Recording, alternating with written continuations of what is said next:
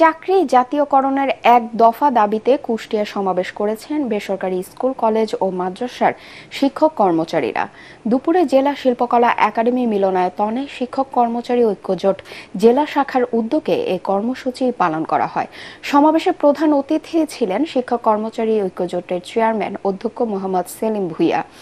অন্যান্যদের মধ্যে বক্তব্য রাখেন বাংলাদেশ কলেজ শিক্ষক সমিতির সভাপতি অধ্যক্ষ রেজাউল করিম, মাদ্রাসা শিক্ষক সমিতির সভাপতি মাওলানা মোহাম্মদ দেলোয়ার হোসেন ও কুষ্টিয়া জেলা বিএনপির আহ্বায়ক কুতুবুদ্দিন আহমেদ।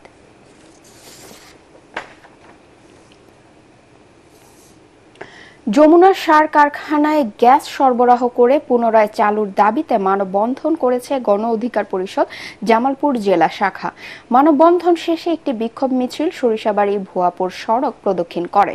মানববন্ধনে বক্তারা বলেন, প্রতিদিন ১,৭০০ মেট্রিক টন দানাদার ইউরিয়া সার উৎপাদন ক্ষমতা সম্পন্ন যমুনার সার কারখানায় সংকটের অজুহাতে চলতি বছরের ১৫ জানুয়ারি গ্যাস সরবরাহ বন্ধ করে দেয় তিতাস কর্তৃপক্ষ।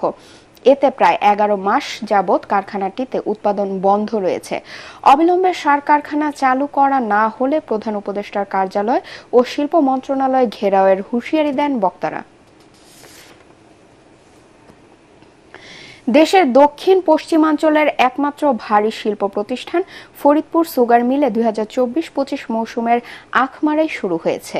শুক্রবার বিকেলে চিনিকলের ডোঙায় আখ ফেলে মাড়াই মৌসুমের উদ্বোধন করা হয়।